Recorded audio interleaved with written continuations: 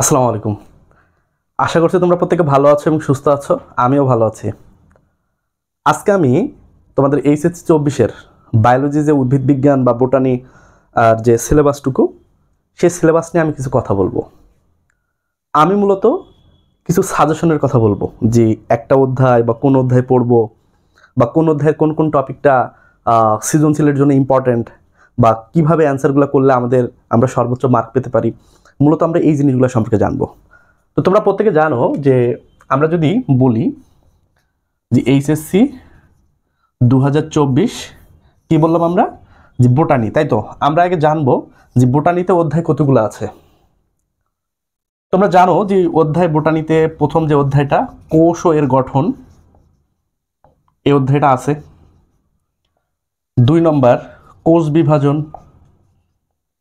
বিভাজন, এই অধ্যায়টাও আছে। 3 নম্বর অণুজীব, চতুর্থ নম্বর নগ্নবীজি ও আবৃতবীজি উদ্ভিদ, নগ্নবীজি এবং আবৃতবীজি উদ্ভিদ। পঞ্চম নম্বর যে অধ্যায়টা আছে যে টিস্যু ও টিস্যুতন্ত্র,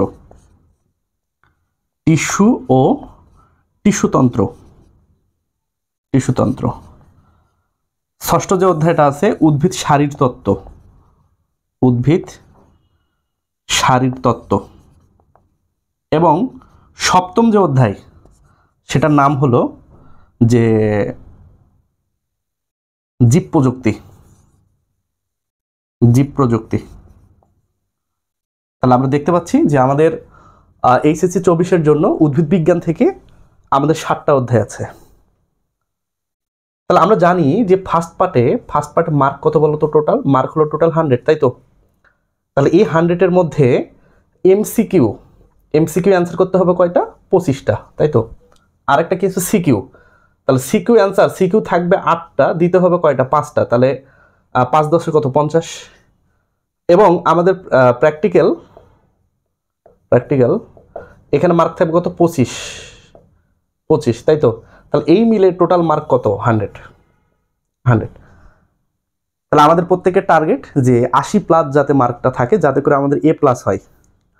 A+ ছাড়া বর্তমানে বিভিন্ন ভর্তি পরীক্ষায় চান্স পাবো না এটা বলবো না, কিন্তু চান্স পাওয়াটা একটু কঠিন। প্রথম অবস্থায় মনোবল ভেঙে যায়, 2 নম্বর অবস্থায় কিছু ভার্সিটিতে মার্ক কাটা যায়। তো এখন মূলত আমরা জানবো যে আমরা কোন অধ্যায় থেকে, মূলত এখানে দেখো যে তোমাদের অধ্যায় আছে কয়টা? 7টা। তাহলে 7টা অধ্যায় থেকে প্রত্যেকটা অধ্যায় থেকেই তোমাদের এমসিকিউ আসবেই। কোনোটার থেকে 2টা আসবে, কোনোটার থেকে 3টা আসবে, কোনোটার থেকে 4টা আসবে, কোনোটার থেকে 5টাও আসতে পারে। এবং সৃজনশীল 7টা অধ্যায় থেকে কয়টা সৃজনশীল আসবে? 8টা। আমরা এখন দেখবো যে আমরা কোন কোন অধ্যায় আমরা সৃজনশীলের জন্য আমরা মূলত অ্যান্সার করব। শোনো ভাই, আমি যদি স্টুডেন্ট হতাম, যে আমি পরীক্ষা দিব 2024-এ, তাহলে আমি কোন কোন অধ্যায়গুলো সিলেক্ট করতাম? আমার মনে হয় এই অধ্যায়গুলো যদি তোমরাও সিলেক্ট করো তাহলে তোমরা উপকৃত হবা। আমি প্রথমে যে অধ্যায়টা সিলেক্ট করতাম সেটা হলো জীব প্রযুক্তি। এই অধ্যায় থেকে আমি একটা উত্তর দিতামই। এই অধ্যায়টা আমি ফলো করতাম না সৃজনশীলের জন্য, কারণ এই অধ্যায়টা অনেক কঠিন। এবং কঠিন বললে ভুল হবে, মূলত এই পরীক্ষায় মনে রাখা খুব টাফ। এই জন্য আমি নবম অধ্যায়টা কোনো কর্মে এখানে হাত দিতাম না। টিস্যু এবং টিস্যুতন্ত্র এটাও পড়তাম, নগ্নবীজি আবৃতবীজি এটাও পড়তাম, অণুজীব এটা পড়তাম, এবং কোষ বিভাজন এটাও পড়তাম। তাহলে এখানে অধ্যায় কটা হলো দেখো তো? 5টা। তোমরা অনেকে যে কোনো, আমি যে 5টা বাছাই করছি, তোমরা যে কোনো একটা বাদ দিয়ে তোমরা এক অধ্যায়টাও অনেকে অ্যান্সার করতে পারো। অনেকের ধরো বলতে পারে ভাই আমার অষ্টম অধ্যায়টা প্রবলেম, ঠিক আছে, তাহলে তুমি এক কাজ করো, তুমি তাহলে এই অধ্যায়টা আলোচনা করো, এই অধ্যায়টা তাহলে তুমি লেখো। অথবা কেউ বলতে পারে ভাই আমার অণুজীবে প্রবলেম, ঠিক আছে, তাহলে তুমি আরেকটা অধ্যায় বাছাই করো। তাহলে ভাই মূল কথা যেটা আমাদের মনে রাখতে হবে যে আমাদের সহজ কোন জিনিসটা হচ্ছে, কঠিন জিনিসগুলো আমাদের অ্যান্সার করাটা একটু কঠিন। এবং সবচেয়ে বড় কথা হলো পরীক্ষার হলে ভালোভাবে লিখে আসা। কোনটা সহজ কোনটা কঠিন অ্যান্সার করলে স্যাররা মার্ক বেশি দিবে, এটা কোনো ব্যাপার না ভাই। ব্যাপার হলো তুমি খাতায় কি লিখছো। আমি কঠিন অধ্যায় কিচ্ছু লিখতে পারি নাই, অল্প লিখে আসছি, স্যাররা মার্ক দিবে না, ঠিক আছে?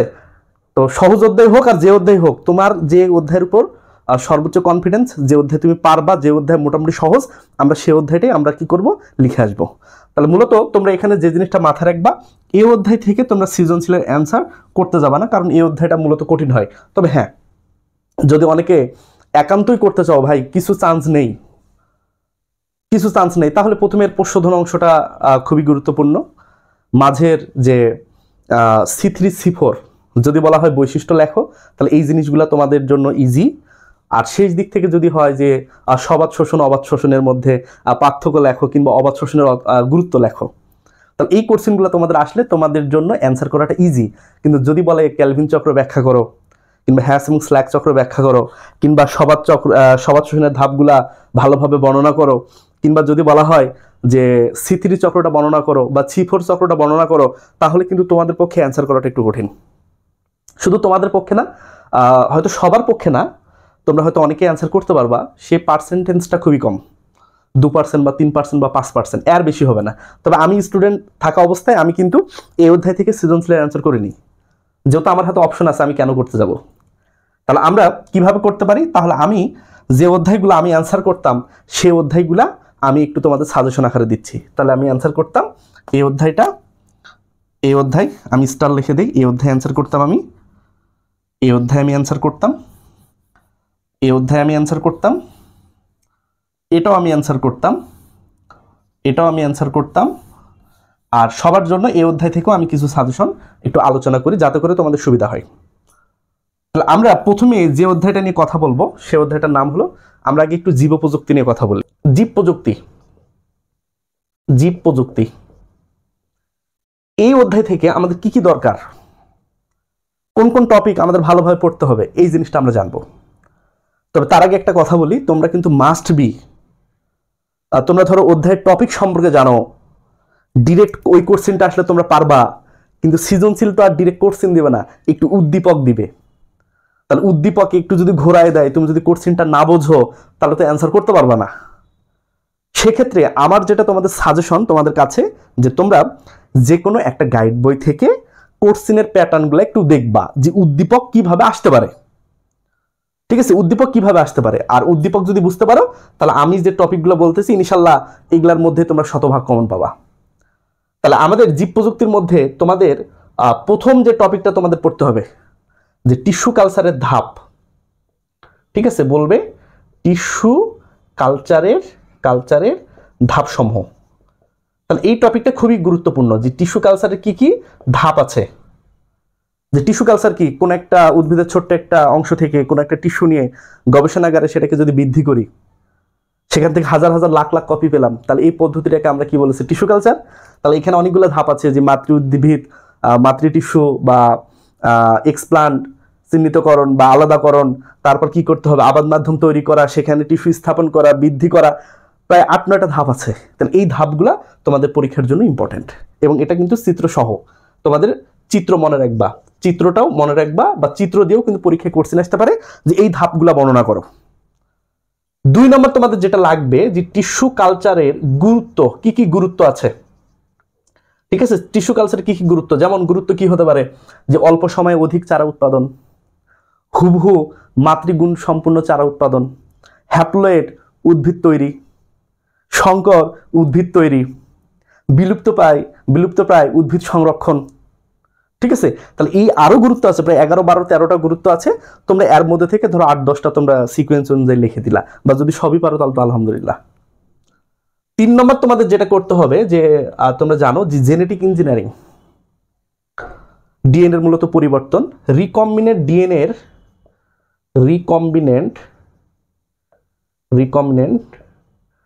ডিএনএ এর ধাপসমূহ, এই জিনিসটা খুব গুরুত্বপূর্ণ। ধাপসমূহ এটা একটু মাথায় রাখতে হবে, যে রিকম্বিনেন্ট ডিএনএটা কিভাবে তৈরি করা যায়। রিকম্বিনেন্ট ডিএনএটা কোনটা, যে ডিএনএতে যখন আমরা পরিবর্তন করি, তাহলে একজনের ডিএনএতে যদি আমরা পরিবর্তন করি, ওই ডিএনএ পরিবর্তনশীল যে ডিএনএটা, সেটাকে আমরা কি বলছি, রিকম্বিনেন্ট ডিএনএ। তাহলে এই রিকম্বিনেন্ট ডিএনএ তৈরির কি কি ধাপ আছে, এগুলা পরীক্ষায় লাগবে। তারপর তোমাদের লাগবে রিকম্বিনেন্ট ডিএনএ এর গুরুত্ব। এর গুরুত্ব কি কি আছে, একটা আছে হলো কৃষিক্ষেত্রে গুরুত্ব, আর একটা কি ক্ষেত্রে, চিকিৎসা ক্ষেত্রে গুরুত্ব। তাহলে সুন্দরভাবে অনেক সুন্দর করে পয়েন্ট করে দেওয়া আছে, এই পয়েন্টগুলো জাস্ট তোমরা লিখবা। আরেকটা মনে রাখবা, ইনসুলিন, তোমরা নাম শুনেছ, ইনসুলিন, ইনসুলিন উৎপাদনের ধাপ, এটা খুবই ইম্পর্টেন্ট, খুবই উৎপাদন ধাপ। হয় তোমাদের ইনসুলিন, হয় ইনসুলিন আসবে, নয়তো তোমাদের টিস্যু কালচারের এই অংশটা আসবেই একটা কোশ্চেন এখান থেকে, এবং এই দুটার মধ্যে একটা আসবেই। তাহলে ইনসুলিনের চিত্রটা কেমন হতো, যে চিত্রটা কেমন হতো, তাহলে এইরকম একটা অংশ, এরকম করে নতুন একটা কি করা হয়, নতুন এক এটা একটা প্লাজমিড, এরকম প্লাজমিড যদি ছবি দেখো তোমরা, চিত্র যদি এরকম প্লাজমিডের ছবি দেখো, তাহলে মনে রাখবে এটা হলো রিকম্বিনেন্ট ডিএনএ প্রযুক্তি বা পদ্ধতি, এবং এই পদ্ধতিতে কি করা হয়, মূলত ইনসুলিন উৎপাদন করা হয়।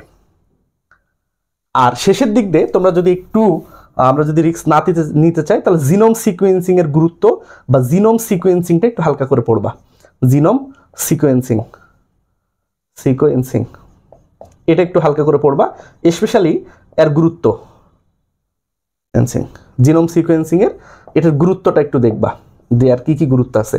তাহলে এই ইনশাল্লাহ 6টা টপিক পড়লে আমাদের যে জীব প্রযুক্তি যে অধ্যায়টা, এই অধ্যায়টা ইনশাল্লাহ শেষ হয়ে যাবে সৃজনশীলের জন্য। ঠিক আছে, এগুলো কভার করবে, তবে এগুলো কিন্তু গ এবং ঘর জন্য। ঠিক আছে, এগুলো কিন্তু গ প্লাস ঘ এর জন্য, ক খ কথা কিন্তু আমি বলি নাই, কারণ ক খর শতভাগ সাজেশন দেওয়া সম্ভব না। তবে হ্যাঁ, তোমরা বিভিন্ন গাইড খুললে তোমরা দেখতে পাবো, বা বইয়ের তো তোমরা দেখতে পাবা যে সংজ্ঞাগুলা মূলত আছে, বা বিভিন্ন, যেমন বলা হয়, যদি আমরা বলি বিভিন্ন সংজ্ঞা, যদি বলে যে টিস্যু কালচার কি, বা জীব প্রযুক্তি কি, বা জেনেটিক ইঞ্জিনিয়ারিং বলতে কি বুঝো, বা ধরো বললো যে আর কি বলতে পারে,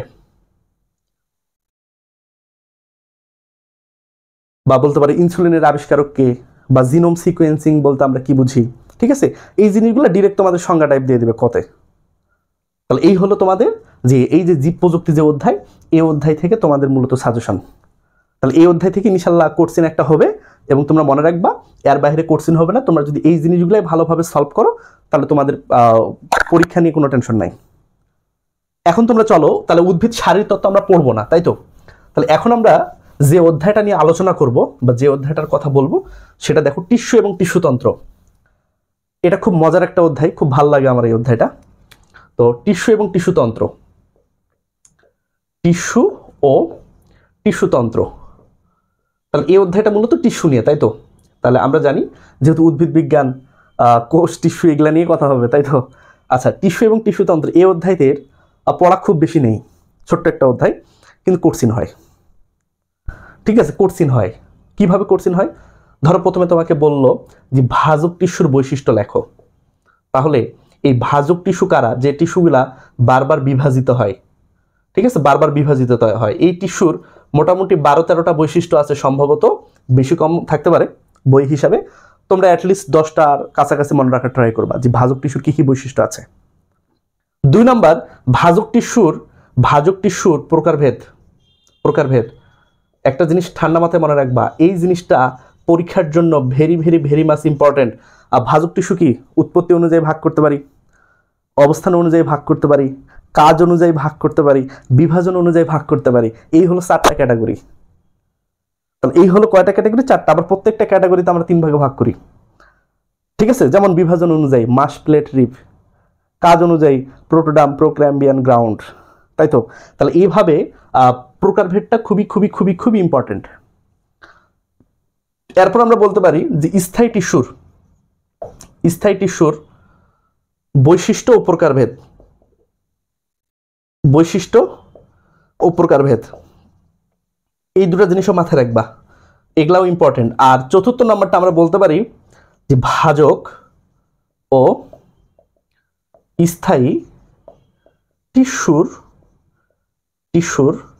পার্থক্যতে, ভাজক এবং স্থায়ী টিস্যুর যদি আমরা বৈশিষ্ট্যগুলো পড়ি, যে ভাজক টিস্যুর কি বৈশিষ্ট্য আছে, স্থায়ী টিস্যুর কি বৈশিষ্ট্য আছে, তাহলে একটা জিনিস ঠান্ডা মাথায় মনে রাখবা, তোমরা পার্থক্য এমনি পারবা। ভাজকে যেটা আছে স্থায়ীতে নাই, স্থায়ীতে যেটা আছে মোটামুটি ভাজকে নাই। ম্যাক্সিমাম ক্ষেত্রে এরকমই হবে। ঠিক আছে, এরকমই হবে। আর কিছু জিনিস পড়তে হবে, সেগুলো তোমরা পড়ে নিবা। তোমরা আরেকটা জিনিস একটু পড়বা, সেফ জোনের কারণে পত্ররন্ধ্র। এখানে পত্ররন্ধ্রের প্রকারভেদ আছে। পত্ররন্ধ্র কি, কখন খোলে, কখন বন্ধ হয়, কখন পরিপূর্ণভাবে খোলে। পত্ররন্ধ্রের পাশে সহকারী কোষ আছে, যেটাকে রক্ষী কোষ আমরা বলি। ঠিক আছে। তারপর কোন উদ্ভিদে পত্ররন্ধ্র খোলা বন্ধ হওয়া ব্যতিক্রম আছে, আবার পত্ররন্ধ্র প্রকারভেদ আছে, ঠিক আছে। এই জিনিসগুলো একটু তোমাদের লাগবে, ডায়াসাইটিক, প্যারাসাইটিক, অ্যানসোসাইটিক, এই জিনিসগুলো তোমাদের লাগবে। তাহলে পত্ররন্ধ্রটা তোমাদের জন্য একটা ইম্পর্টেন্ট টপিক। এরপর আমরা বলতে পারি তোমাদের ভাস্কুলার বান্ডল, খুবই খুবই খুবই ইম্পর্টেন্ট। যদি মনে রাখবে এই জিনিসটা কেমন গুরুত্ব তোমাদের বলি, ধরো এবছর আসলো, 2024 আসলো, তাহলে 2025 আসবে না, কিন্তু 2026 পত্ররন্ধ্র ভাস্কুলার বান্ডল আবার আসবে। আবার ধরো গত বছর আসেনি, তাহলে মনে রাখবে এবছর কি আসবেই। তার মানে এই টপিকটার গুরুত্ব অনেক অনেক অনেক বেশি। এই অধ্যায়ের সবথেকে গুরুত্বপূর্ণ টপিক হলো এটা। আরেকটা জিনিস আছে এখানে চিত্রসহ, যে একবীজপত্রী বা দ্বিবীজপত্রী উদ্ভিদের মূল বা কাণ্ডের প্রস্থচ্ছেদ, কাণ্ডের প্রস্থচ্ছেদ, প্রস্থচ্ছেদ এটা খুবই ইম্পর্টেন্ট। তোমাদের একটা ছোট্ট করে পড়াই, বহিঃস্থলীয় অংশ অন্তঃস্থলীয় অংশ নামে একটা কথা আছে। বহিঃস্থলীয় অংশ অন্তঃস্থলীয় অংশ, ধরো এটা একটা অন্তঃস্থলীয় অংশ, তাহলে এর বাহিরে এখানে একটা এক স্তর বিশিষ্ট অংশ থাকে, অন্তঃত্বক বলা হয়, অংশ থাকে। তারপরে এখানে অনেকগুলো থাকে, যেটাকে আমরা বলছিল কর্টেক্স, কর্টেক্স, ঠিক আছে, এটা হলো কর্টেক্স। এর উপরে এরকম করে এক স্তর বিশিষ্ট অংশ থাকে, যেটাকে আমরা বলছিল অর্ধত্বক, অর্ধত্বক। এখানে কি থাকে, প্রাচীর থাকে। এখানে মূল রোম থাকতে পারে, আবার কাণ্ডরোম থাকতে পারে, হ্যাঁ। তাহলে এরকম ওখানে রোম। আর এর ভিতরের যে অংশটা, এটা হলো কি, পেরিসাইকেল, মজ্জা, মজ্জারশ্মি। তাহলে উদ্ভিদের একবীজপত্রী উদ্ভিদের ক্ষেত্রে কি কি থাকে, এই চিত্রে কি কি থাকে না, বা দ্বিবীজপত্রীর ক্ষেত্রে কি কি থাকে, কি কি থাকে না, কাণ্ডের ক্ষেত্রে কি থাকে, মূলের ক্ষেত্রে কি থাকে, এই জিনিসটা একটু পার্থক্য আছে। তাহলে এই জিনিসটা তোমরা কিন্তু খুব ভালোভাবে দেখবা। এই চিত্রটা আসতে পারে, হয় এই চিত্র আসবে, হয় এটা আসবে, নাহলে ভাস্কুলার বান্ডল আসবেই। মানে বিগত বছরগুলোতে এখান থেকে এভাবেই কোশ্চেন এসেছে। তাহলে তোমরা মূলত এখানে 6-7টা যদি তোমরা টপিক পড়ো, তাহলে কিন্তু তোমাদের এই সপ্তম অধ্যায় যে টিস্যু এবং টিস্যুতন্ত্র, এই অধ্যায় নিয়ে তোমাদের আর কোনো চাপ নেই। তাহলে কি বললাম, যে মূল বা কাণ্ডের প্রস্থচ্ছেদের যে বিভিন্ন টিস্যু থাকে, এগুলো একটু দেখাতে হবে। তাহলে এই গেল আমাদের টিস্যু এবং টিস্যুতন্ত্র। কোন অধ্যায়, অষ্টম অধ্যায়, মূলত অষ্টম অধ্যায়। এটা হলো 11তম অধ্যায়, এটা হলো 11তম অধ্যায়, এটা নবম অধ্যায়, এটা অষ্টম অধ্যায়, এটা সপ্তম অধ্যায়, এটা চতুর্থ অধ্যায়, এটা দ্বিতীয় অধ্যায়, এবং এটা হলো প্রথম অধ্যায়। এগুলো হলো বোটানির। তাহলে এখন আমরা যে অধ্যায়টা লিখবো সেটার নাম হলো নগ্নবীজি এবং আবৃতবীজি উদ্ভিদ।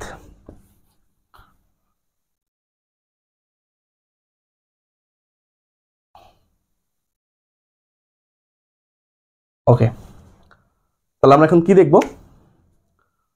নগ্নবীজি, নগ্নবীজি ওহ আবৃতবীজি উদ্ভিদ, উদ্ভিদ।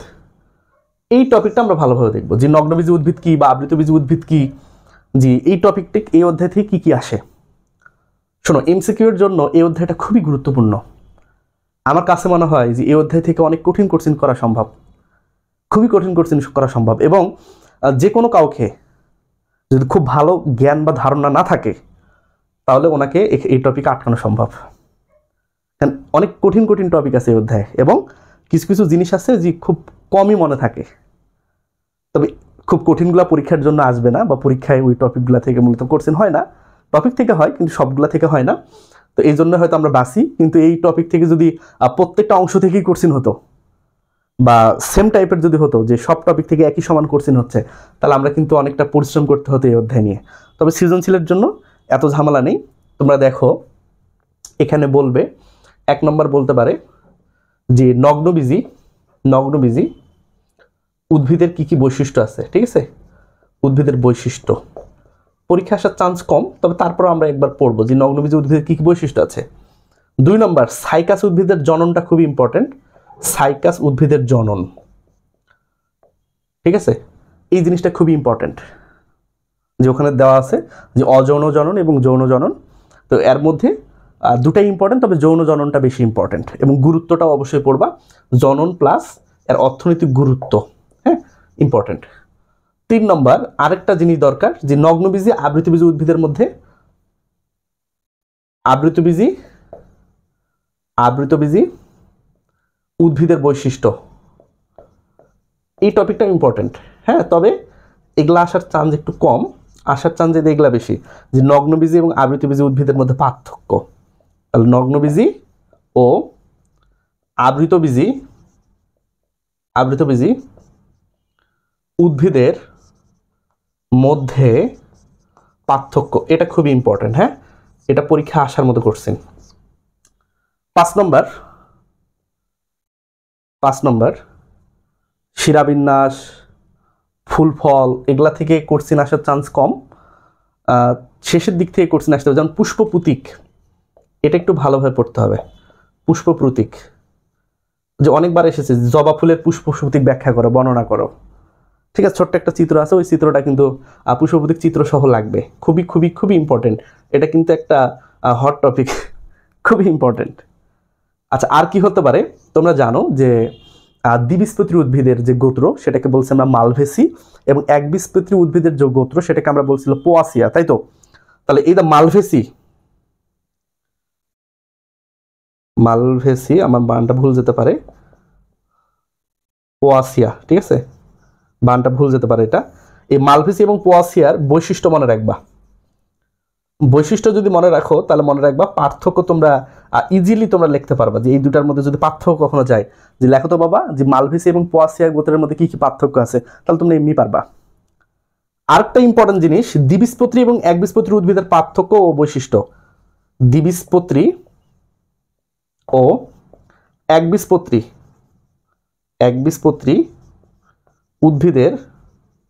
উদ্ভিদের তাহলে আমি জাস্ট পার্থক্য লিখলাম, পার্থক্য পড়তে গেলে তোমরা বৈশিষ্ট্য পড়ে ফেলবা। হ্যাঁ, খুবই ইম্পর্টেন্ট।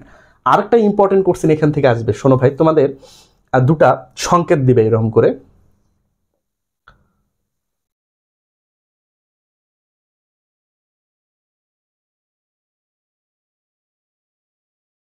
ধরবে না, ধরো এরকম করে দুইটা দিল, লিখি কই, এখানে লিখি। তাহলে 8 নম্বর আমি আগে লিখি, তারপর বলতেছি। ধরো দুটা উদ্দীপক দিল দুটা, দেখো তো নিচে কদ্দূর পর্যন্ত পাচ্ছে, এই পর্যন্ত কি পাবে? ঠিক আছে। আচ্ছা, দুটা উদ্দীপক দিল,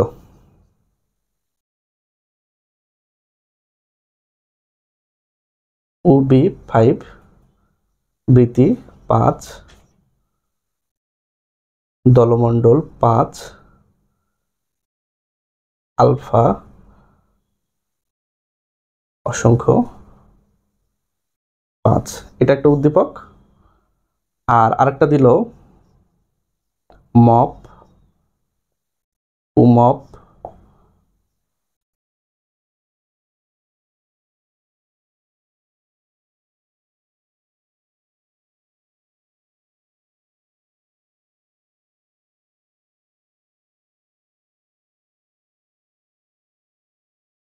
এক।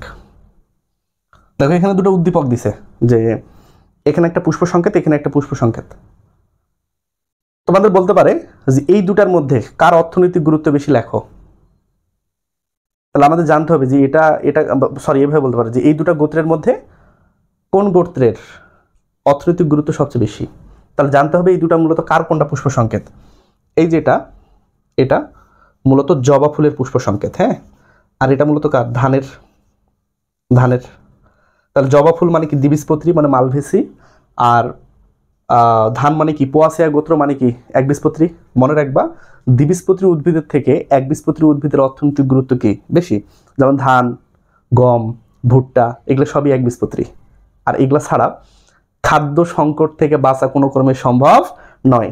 তাহলে আমরা যে জিনিসটা মনে রাখবো, 8 নম্বরটা, যে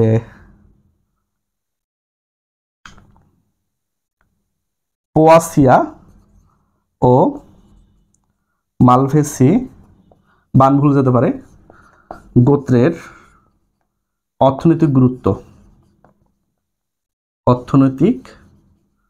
গুরুত্ব।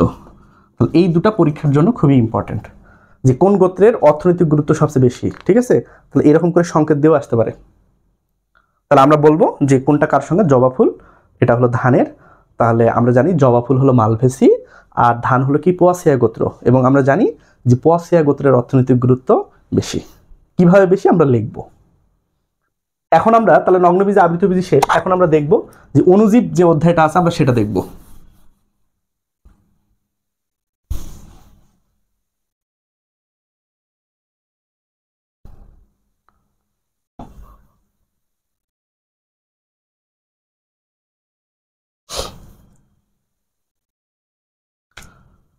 অণুজীব, অণুজীব মানে কি তোমরা জানো যে ছোট ছোট জীব, তাই তো? এই অধ্যায় মূলত ভাইরাস, ব্যাকটেরিয়া, ম্যালেরিয়া, জীবাণু এগুলো নিয়ে আলোচনা করেছে। তো আমাদের এখান থেকে যে জিনিসটা লাগবে, যে প্রথমে ভাইরাসের জীবীয় ও জড় বৈশিষ্ট্য, এই দুটা জিনিস একটু লাগবে। কি কি জীব বৈশিষ্ট্য আছে, কি কি জড়, যদি এটার গুরুত্ব খুবই কম। 2 নম্বর, ভাইরাসের গঠনটা একটু হালকা করে মাথার পিছনে রাখবা, যে এর গঠনটা, এই দুটা কিন্তু লেস ইম্পর্টেন্ট, খুবই কম গুরুত্ব। 3 নম্বর, টিএমভি ভাইরাস ও টি2 ভাইরাস এর গঠন খুবই খুবই খুবই ইম্পর্টেন্ট। ঠিক আছে, খুবই ইম্পর্টেন্ট। 4 নম্বর, লাইটিক চক্র, ভাইরাসের যে সংখ্যা বৃদ্ধি দুইভাবে হয়, একটা হলো লাইটিক চক্র, আরেকটার নাম হলো লাইসোজেনিক চক্র। ঠিক আছে, লাইসোজেনিক।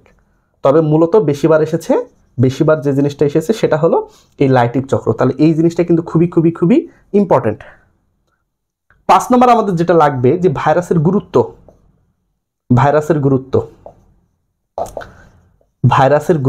ঠিক আছে। এই ভাইরাসের গুরুত্ব বলতে কি বোঝায় জানো, যে এর কি কি উপকার আছে, কি কি ক্ষতি আছে, বা অর্থনৈতিক গুরুত্ব, কি কি উপকার, কি কি ক্ষতি, এগুলা কিন্তু আলোচনা করতে হবে। 6 নম্বর, ভাইরাস ঘটিত বিভিন্ন রোগ, যেমন হেপাটাইটিস,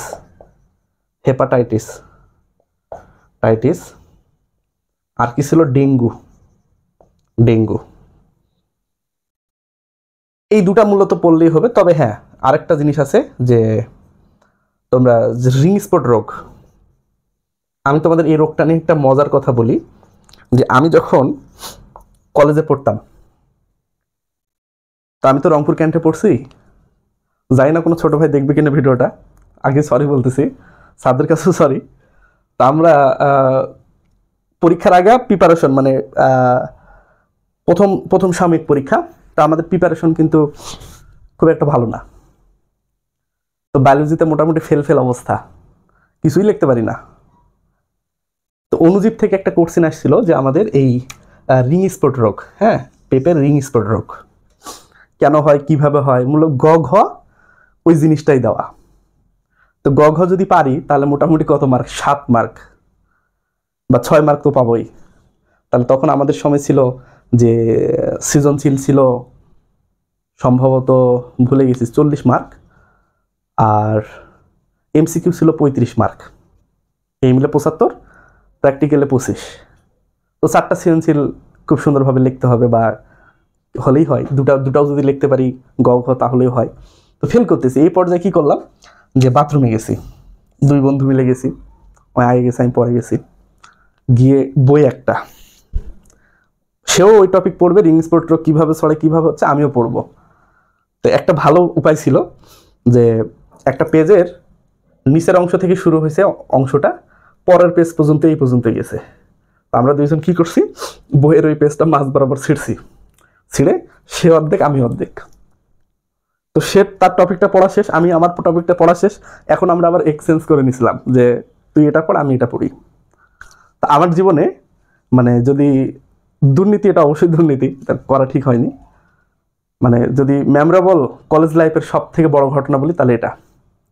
পরে গিয়ে স্যার বুঝতে পারছিল যে আমরা হয়তো দুর্নীতি করে আসছি, কান ধরে 20 মিনিট টেবিলের উপর রাখছিল, যে এতক্ষণ ওয়াশরুমে যায়, এতক্ষণ লাগে কেন, আর তাতে এক রুম থেকে আমরা 2 জন গেছি একসাথে।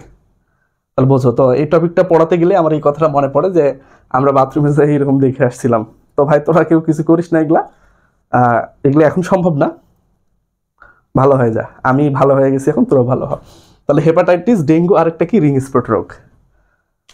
আরেকটা কি আছে 7 নম্বর, আরেকটা টপিক আমাদের এই ভাইরাসের যে অংশগুলো সেগুলো শেষ। একটা আদর্শ ব্যাকটেরিয়ামের গঠন খুবই খুবই খুবই ইম্পর্টেন্ট।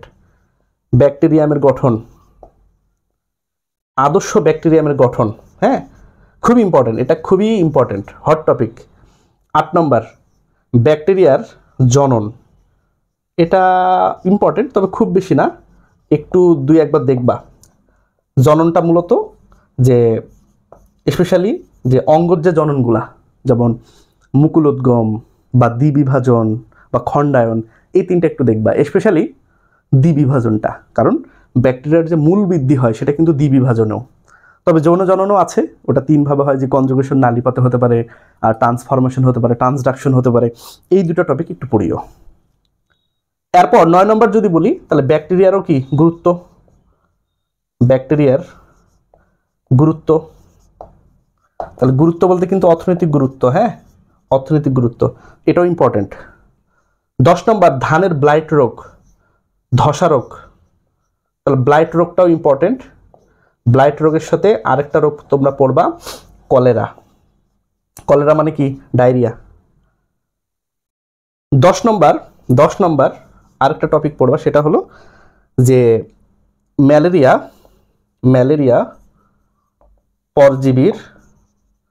পরজীবীর জীবনচক্র, খুবই ইম্পর্টেন্ট ভাই। এই অধ্যায় থেকে একটা কোশ্চেনই তোমাদের কঠিন লাগবে, এই ম্যালেরিয়া পরজীবীর জীবনচক্র, ঠিক আছে? তোমরা এই টপিকটা লাগবে, খুবই ইম্পর্টেন্ট, এটা খুব ভালোভাবে পড়বা, এটা আসবে পরীক্ষায়। তাহলে এখানে ম্যালেরিয়া পরজীবী কি আমাদের দেহে 2টা স্থানে আক্রমণ করে, একটা হলো কি যকৃৎ, আর একটা কি লোহিত রক্তকণিকা। আমাদের দেহে কোন ধরনের জনন সম্পূর্ণ হয়? আমরা বা কোনো স্তন্যপায়ীতে অযৌন জনন, আর মশকির দেহে কি হয়? যৌন জনন। মূলত মশকির দেহের কোর্সিনও আসতে পারে, যৌন জননও দিতে পারে, আমাদেরটাও আসতে পারে। বলতে পারে হেপাটিক সাইজোগনি বর্ণনা করো, হেপাটিক মানে কি? যেটা যকৃতের মধ্যে হয়। বা বলতে পারে এরিথ্রোসাইটিক সাইজোগনি বর্ণনা করো, মানে লোহিত রক্তকণিকার মধ্যে যেটা হয়, ঠিক আছে? তাহলে এই টপিকটাই খুব ইম্পর্টেন্ট এবং এটাই কঠিন। আরেকটা আছে 11 নম্বর যদি বলি, ম্যালেরিয়ার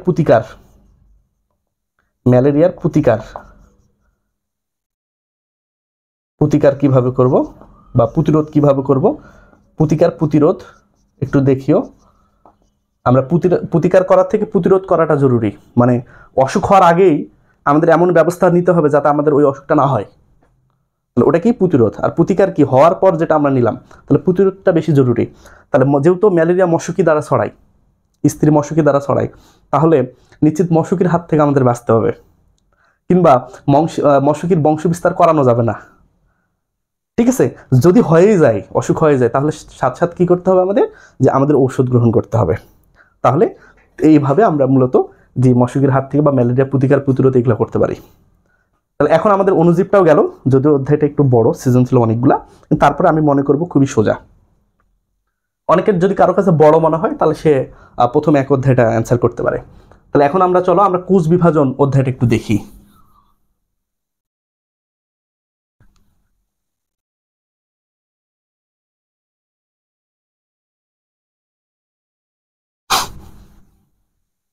ওকে, কি দেখবো আমরা? কোষ বিভাজন।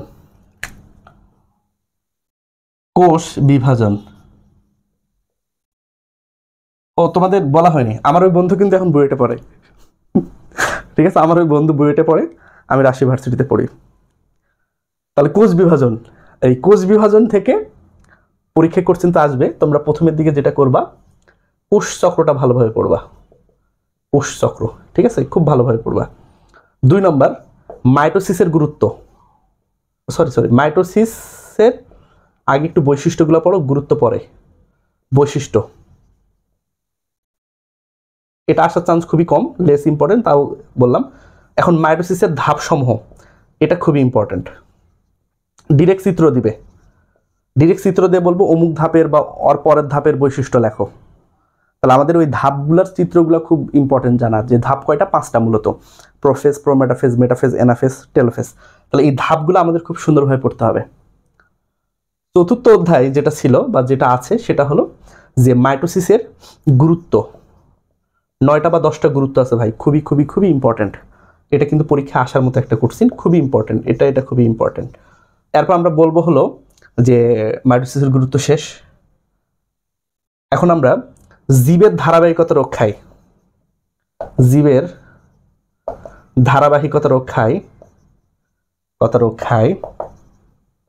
রক্ষায় মিওসিসের অবদান খুবই খুবই খুবই ইম্পর্টেন্ট, খুবই। জীবের ধারাবাহিকতা রক্ষায় মিওসিসের অবদান, এটা কোশ্চেন আসার মতো। হ্যাঁ, তারপর 6 নম্বর যেটা বলবো আমরা, ক্রসিং ওভার। তারপর যদি আমরা বলি মিওসিস বা মায়োসিসের গুরুত্ব 8টা বা 9টা গুরুত্ব আছে, 8টা মূলত আবুল হাসান স্যারে। 8 নম্বর যেটা পড়বা, মাইটোসিস ও মিওসিসের পার্থক্য। শোনো ভাই, এই অধ্যায়টা সৃজনশীলের জন্য খুব মজার একটা অধ্যায়, তবে উদ্দীপকগুলা একটু সুন্দর। যদি সহজ অধ্যায় তো এই জন্য উদ্দীপকগুলো একটু পেঁচে দেওয়ার ট্রাই করে। যদি কারো বেসিক খুব দুর্বল হয় তারা কিন্তু অ্যান্সার করতে পারবে না। আবার মাঝে মাঝে এত সহজ উদ্দীপক দেয় হাসি পায়, তাই তো? তাহলে আমরা এই অধ্যায়টা সর্বপ্রথম পড়বো এবং এই অধ্যায় থেকে অ্যান্সার করার ট্রাই করবো প্রথমে। তাহলে এটা গেল। এখন আমরা সর্বশেষ যে অধ্যায়টা দেখব, যে কোষ ও কোষের গঠন। কোষ ও কোষের গঠন, কোষ ও এর গঠন, এই অধ্যায়টা একটু আমরা ভালোভাবে দেখবো। হ্যাঁ, কোষের গঠন, এই অধ্যায়টা কি অনেক বড়, একদিক থেকে পড়লে আরেক দিক দিয়ে ভুলে যাই, এই জন্য মূলত অনেকে পড়তে চায় না। আমিও কিন্তু যখন ইন্টারের স্টুডেন্ট ছিলাম, পরীক্ষা দিয়েছিলাম, আমি কিন্তু অ্যান্সার করিনি, কারণ অনেক বড় অধ্যায় তাই।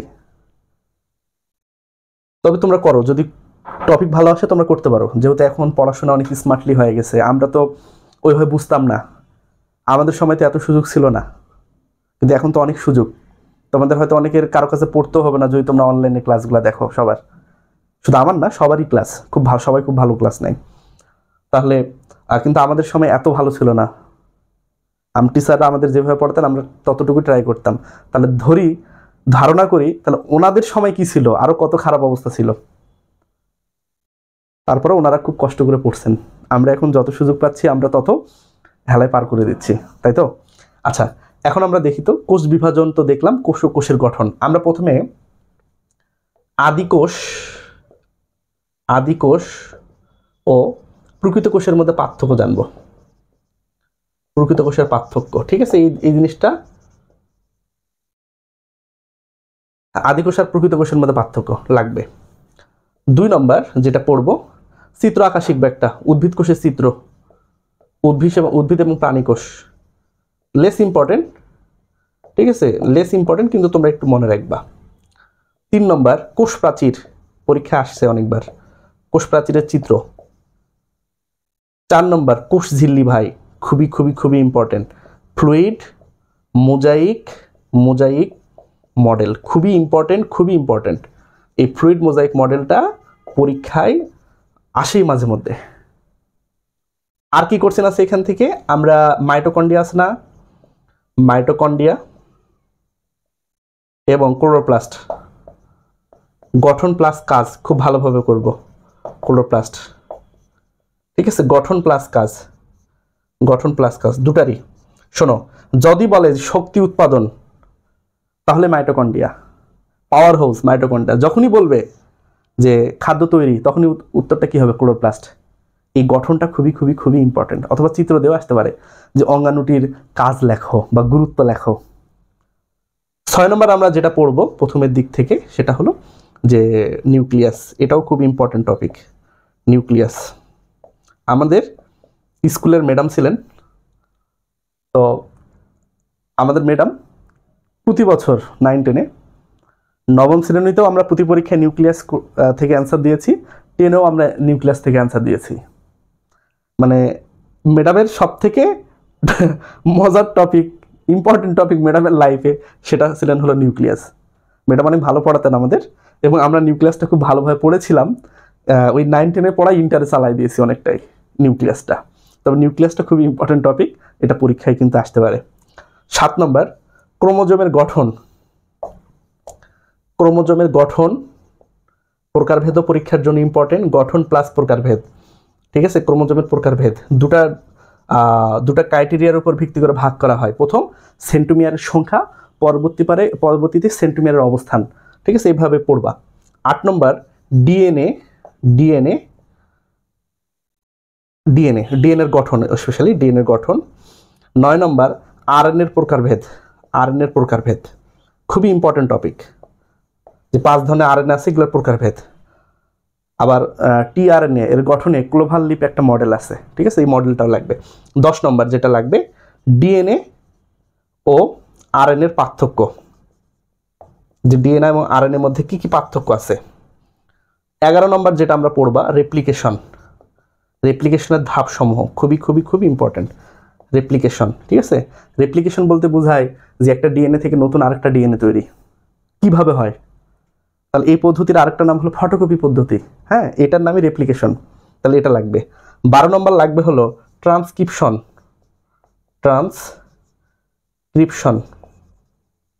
তারপর যদি 13 নম্বর বলি translation.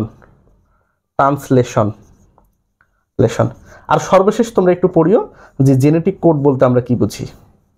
Genetic code, specially genetic কোডের কি কি বৈশিষ্ট্য আছে, হ্যাঁ, খুব ইম্পর্টেন্ট। তবে এই টপিকটা অনেকের না পড়ার কারণ হলো এই রেপ্লিকেশন, ট্রান্সক্রিপশন, ট্রান্সলেশন, এই 3টা থেকে সৃজনশীল আসলে মনে কম থাকে একটু। তবে মনে রাখবা, একটা সহজ কথা বলি, এগুলো কিন্তু খুব সিম্পল টপিক, ভয় পাওয়ার কিছু নাই, তোমরা চাইলেই পারবা। তো এই হলো আমাদের যে এইচএসসি 24-এর জন্য বোটানি ফার্স্ট পেপারের স্পেশালি সৃজনশীলের জন্য আমার পক্ষ থেকে সাজেশন, বা কাজলস টিউটোরিয়ালের পক্ষ থেকে সাজেশন। তোমরা ফ্রেন্ড সার্কেলদের মাঝে একটু ছড়াই দাও এবং একটু বেশি বেশি করে একটু লাইক করো, কমেন্ট করো, তাহলে বুঝতেছো তো মনোবল বেড়ে যায়। তো ভালো থাকো, সুস্থ থাকো। আমি চাই প্রত্যেকটা আমার পড়ানো থেকেই কমন আসুক, এবং যদি কমন পাও তাহলে কমেন্ট বক্সে পরীক্ষার পর একটু জানাও। আল্লাহ হাফেজ।